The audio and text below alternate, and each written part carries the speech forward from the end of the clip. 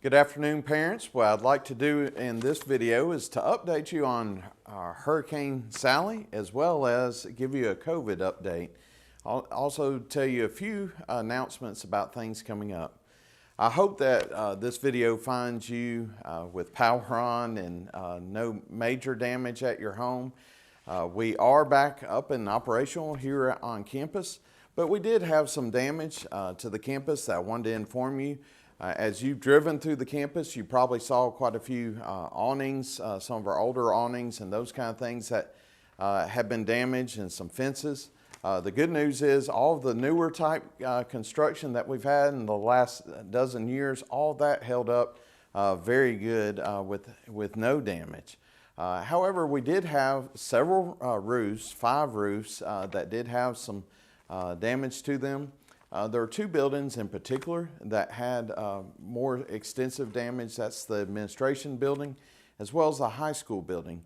In the high school, thankfully, it's a short section about 50 feet long where the roof was actually pushed back by the wind, a strong wind, and it exposed some of the wood. And because of that, some water got in and caused some of our ceilings and one hallway, a girls' bathroom, and part of the teacher's lounge in one classroom to have some damage. So we've moved people out of those areas of that building and covered it with plastic and those kind of things. And we have roofers and contractors beginning to work on the repair.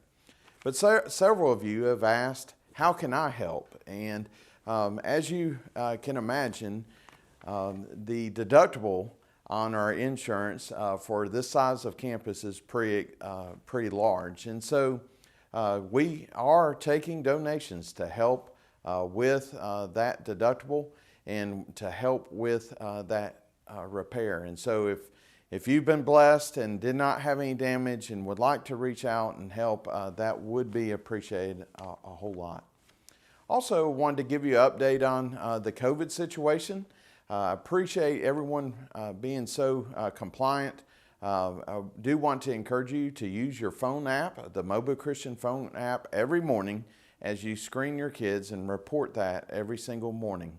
Also, if you have any symptoms, just keep if your child has any symptoms, keep them at home.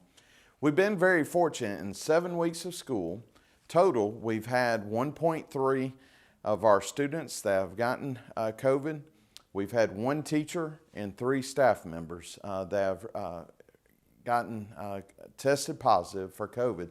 Thankfully, in all those situations, they've been treated with over-the-counter medication and have regained their strength and improved over flu-like symptoms. However, we do want to make sure that this does not spread any further, and I appreciate your help with that. Also, we want to ask you, if you are a virtual student, please consider coming back to school unless you've been told by a doctor specifically not to come.